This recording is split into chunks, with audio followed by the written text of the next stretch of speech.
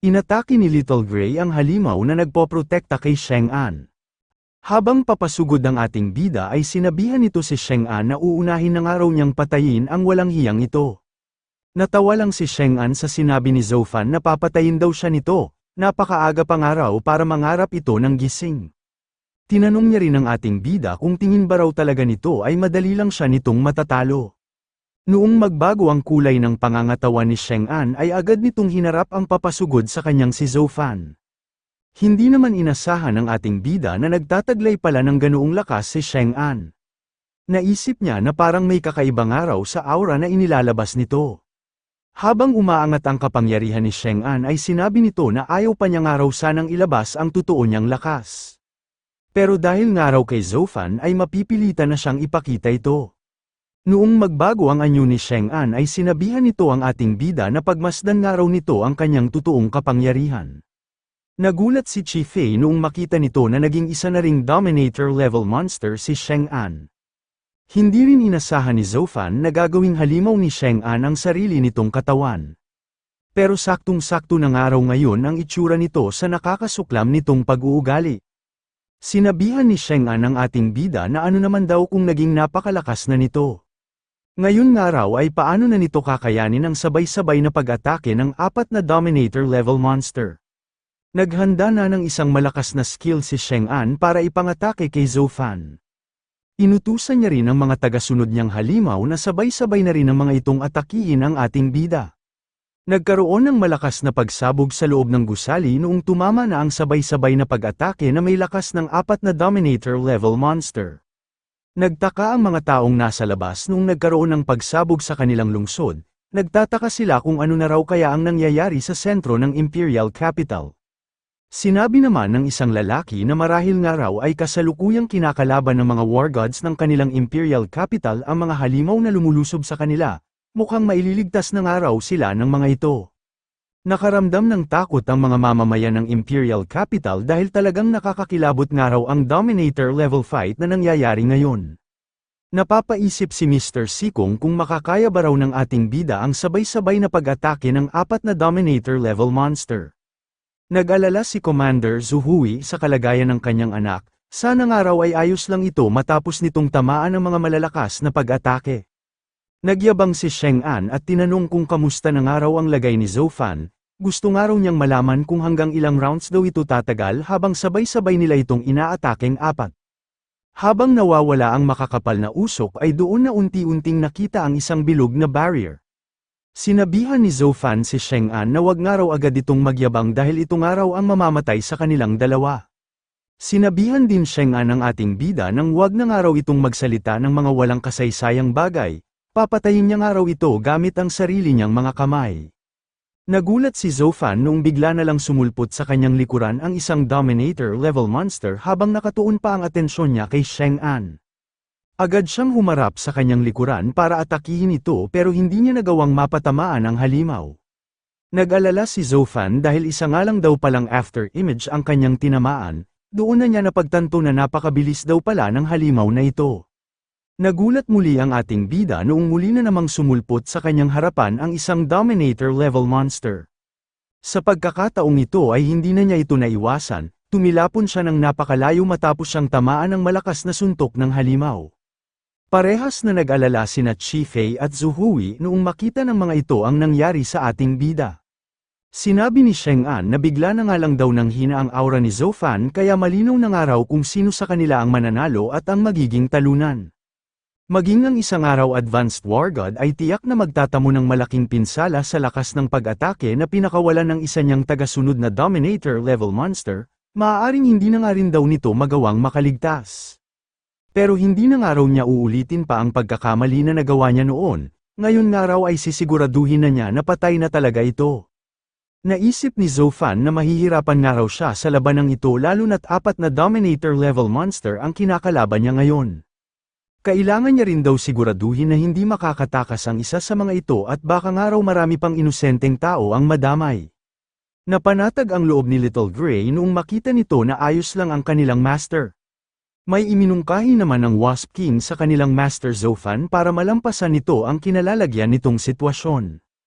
Nagustuhan ng ating bida ang plano na ipinaliwanag sa kanya ng Wasp King. Humiga si Zofan sa kalsada at nagkunwaring walang malay, ginawa niya ito dahil parte ito ng isinasagawa niyang plano. Natuwa ang Dominator-level wolf dahil sa wakas nga raw ay maililigpit na nila ang ating bida, talagang pinahirapan nga raw sila nito ng sobra. Habang papalapit ang dalawang halimaw ay inihahanda na ni Zofan ang skill na gagamitin nito. Nag-alala ang Dominator-level wolf noong maramdaman niya na parang may mali nga raw doon. Natuwa si Chang'an noong makita nito na nakahiga sa kalsada ang ating bida. Sa wakas nga raw ay madadala na sa kanya ng kanyang mga alagad ang ulo ng pangahas na ito. Balak niya nga raw ipakita sa publiko ang ulo ni Zofan para malaman ng buong mundo ang maaaring sapitin ng mga pangahas na kumakalaban sa kanya. Sinabi ni Mr. Sikong sa kausap niya sa kabilang linya ng telepono na hindi na nga raw nila matatalo si Chang'an at ang mga halimaw na tagasunod nito. Nakahanda na nga raw silang simulan ang self-destruct program ng Imperial Capital. Nagtanong ang kausap ni Mr. Sikong kung ganoon na ba raw talaga kalala ang sitwasyon. Tinanong niya rin kung sigurado na ba raw ito na ang pagwasak na lang sa Imperial Capital ang magagawa nilang solusyon.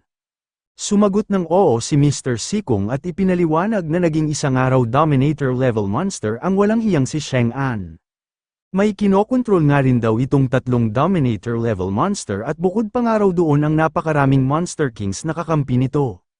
Napakalaki na nga raw ng kapangyarihan na hawak ngayon ni Chang'an kaya hindi na nga raw nila ito matatalo. Ang tanging magagawa na nga lang daw nila ay ang wasakin ang buong Imperial Capital para doon na matigil ang mga kawalang hiyaan na ginagawa nito. Sinabi ng lalaki na nauunawaan na nga raw niya ang sitwasyon ngayon ni na Mr. Sikong, agad na nga raw niyang ipapatupad ang self-destruction ng Imperial Capital.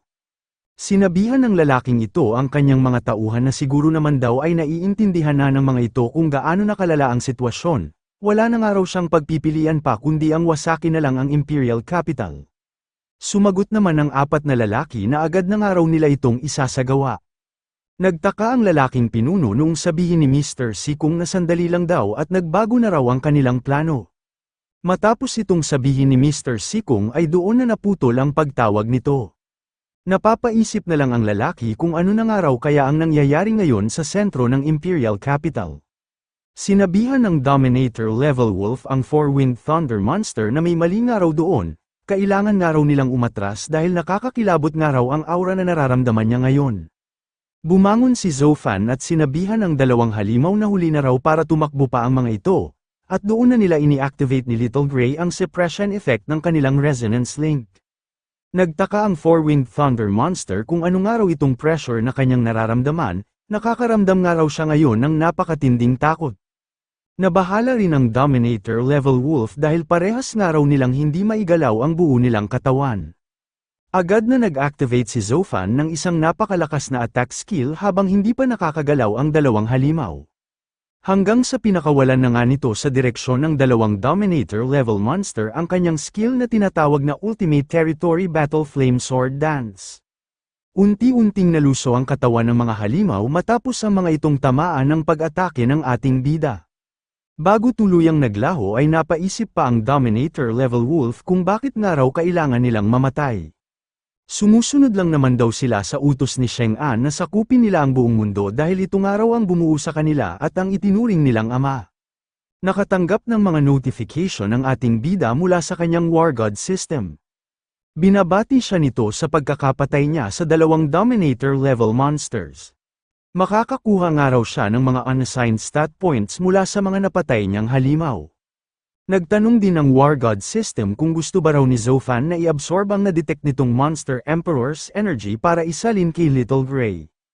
Naisip ng ating bida na mukhang nauunawaan nga raw niya kung bakit ganoon ang iminungkahi ng kanyang War God system. Kinuha nga raw ni Chang'an ang taglay na enerhiya ng dating Monster Emperor para likhain ang mga halimaw na nasa ilalim ng kontrol nito. Ibig sabihin nga raw noon ay parang ibinabalik lang ngayon ang mga enerhiyang ito sa totoong nagmamay-ari. Shoutout kay Idol Joshua Villanueva sa pagbibigay ng 125 stat points. Shoutout kay Idol Vinmar Weibel sa pagbibigay ng 50 stat points. Maraming salamat po. Hindi makapaniwala si Chang'an na ganoon lang kabilis mamamatay ang kanyang dalawang Dominator-level monster. Nagtataka siya kung bakit nga raw naging ganoong kalakas ang ating bida. Binanggit ulit ni Zofan ang sinabi niya kanina na ito na nga raw ang araw na mamamatay si Chang'an. Inutusan na ni Chang'an ang mga pinalaki niyang Monster Kings na sabay-sabay na raw ng mga itong atakihin ang ating bida. Walang takot namang kinaharap ni Zofan ang mga umatake sa kanyang halimaw, higit na mas marami man ang mga ito pero madali niya lang ang mga itong natatalo kumpara sa mga nauna niyang nakalaban na Dominator-level monsters. Nakakatanggap si Zofan ng 5 unassigned stat points sa tuwing makakapatay siya ng isang Monster King. Lagi rin siyang tinatanong ng kanyang War God system kung i-absorb ba raw niya ang enerhiya na nadedetect nito. Pinagpatuloy ng ating bida ang pagpatay sa mga halimaw kaya nagpatuloy rin ang enerhiya na naisasalin kay Little Gray. Kahit nagtataglay man ng pambihirang bilis at lakas ang mga kalaban niyang halimaw ay nagagawa pa rin niya ang mga itong mapatay. Walang sinayang na oras ang ating bida at mabilis na inubos ang lahat ng mga halimaw na umaatake sa kanya. Sinabi ni Zofan na ngayon nga raw na napatay na niya ang lahat ng mga sagabal, oras na nga raw para si Chang'an naman ang kanyang patayin. Agad na lumipad si Chang'an para lumayo sa papasugod nating bida, hindi niya nga raw inasahan na ganoon na palakalakas si Zofan. Habang tumatakbo ay naisip ni Chang'an na mabuti na nga lang daw at mayroon pa siyang itinatagong alas. Agad na pumasok si Chang'an sa loob ng katawan ng Dominator-level spider. Noong nasa loob na siya ay doon na niya hinigop ang kapangyarihan na taglay ng halimaw. Napagtanto agad ni Zofan kung ano ang ginagawa ni Chang'an, mukhang hinihigop ng araw nito ang lahat ng kapangyarihan ng Dominator-level spider. Nagbago na muli ang anyo ni Chang'an noong maging isa na itong Super Dominator level. Tinawag niya ang ating bida para sabihin na ipapakita na niya nga raw dito ang totoo niyang kapangyarihan.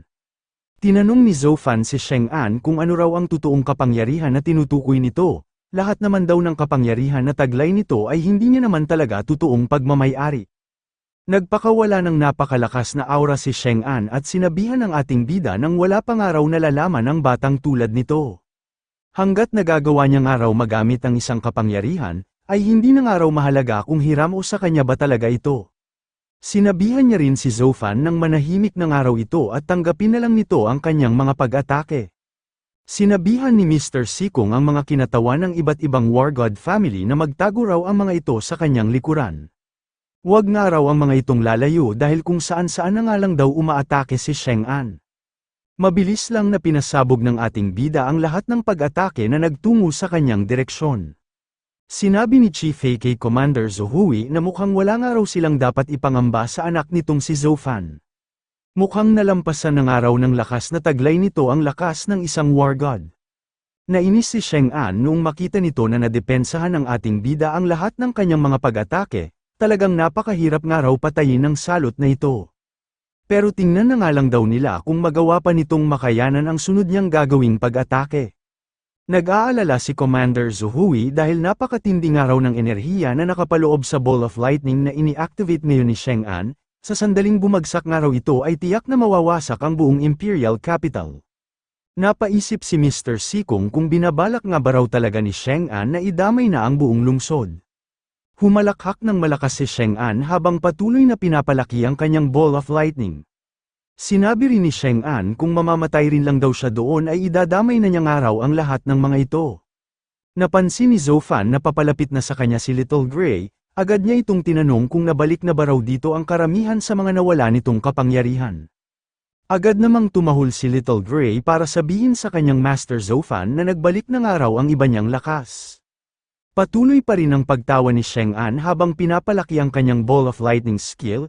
Sumigaw rin siya ng napakalakas para iparinig sa iba na sama-sama na nga raw silang mamamatay. Nakaramdam ng matinding kaba ang napakaraming tao dahil mukhang balak na nga raw wasakin ni Chang'an ang buong Imperial Capital. Nananalangin sila na sana nga raw ay may pumihil kay Chang'an dahil ayaw pa nga raw nilang mamatay. Sinabihan ni Zofan ang lumapit na si Little Gray na maghanda na raw ito para makipaglaban. Magkasabay na sinugod ni Zofan at ni Little Gray ang napakalaking skill na ina-activate ni Chang'an. Gamit ang kanilang mga kapangyarihan ay sabay nilang inatake ang Ball of Lightning na kinakatakutan ng lahat. Hindi makapaniwala si Sheng An noong makita nito na nagawa ngang mawasak ni na Zoufan ang kanyang pinakamalakas na pag-atake. Sinabi ng ating bida na hanggang doon na nga lang daw ang mga kasamaan ni Sheng An, ito na nga raw ang araw na magwawakas ang buhay nito. Ini-activate ni Zoufan ang kanyang Ultimate Battle Flame Territory at sinabihan si Sheng An na tanggapin nga raw nito ang kanyang pag-atake. Takang-taka si Sheng An kung bakit nga raw nakakapagpalabas pa rin si Zoufan ng ganoong kalakas na kapangyarihan kahit na kanina pa itong nakikipaglaban. Sinabi ng ating bida na magagawa na nga raw niyang maipaghiganti ang lahat ng mga ginawa ng masama ni Sheng An. Mabibigyan na nga raw niya ng katarungan ang mga taong pinatay nito kabilang na ang kanyang ina. Nangamba si Sheng An sa laki ng tinamo nitong pinsala, naisip niya na kailangan na nga raw niyang matakasan si Zoufan. Kailangan nga raw niyang makarating agad sa lugar kung nasaan ang kanyang pinakahuling baraha. Napaisip si Commander Zuhui kung katawan ba raw ni Sheng An ang mga nakikita nilang durog-durog na parte ng halimaw, napapaisip din si Chi Fei kung nanalo na nga ba raw sila. Inakala rin ni Mr. Sikong na tuluyan na ngang namatay si Sheng An, lahat nga raw ng ito ay dapat nilang ipagpasalamat kay Zoufan. Sinabihan niya rin ang kanyang apo na mahigit 100 beses nga raw pala ang lakas ni Zoufan kumpara sa pagkakalarawan nito. Tinanong niya rin ang kanyang apo kung kasal na ba raw ang ating bida. Sinabihan naman ni Sikong Yu ang kanyang lolo ng ano nga raw ang iniisip nito, sa pagkakaalam niya nga raw ay mayroong girlfriend si Zoufan. Pinakiramdaman ng ating bida kung saang direksyon nagtungo ang tumakas na si Sheng An. Napansin ni Chi Fei ang ekspresyon ng mukha ni Zoufan, doon na siya kinutuban na mukhang hindi pa nga raw ito natatapos. Nagulat si Zuhui noong sabihin ng kanyang anak na buhay pa rin daw hanggang ngayon si Sheng An. Sinabi ng ating bida na nagawa nga raw nitong makatakas kaya hahabulin niya nga raw ito para tuluyan na itong patayin. Nakarating na ang tumakas na si Sheng An sa isa sa mga pag-aari niyang mansyon. Agad siyang pumasok sa loob nito para puntahan ang kanyang pakay. Kabang-kaba ito habang iniisip na kailangan pa nga raw niyang bilisan.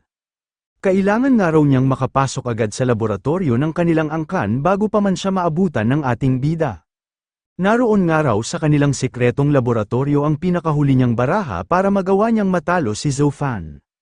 Nagsalita ang isang hologram image na lalaki at tinanong si Sheng An kung bakit nga raw ganoon ang kalagayan nito. Doon na inamin ni Sheng An na hindi nga raw siya nagtagumpay.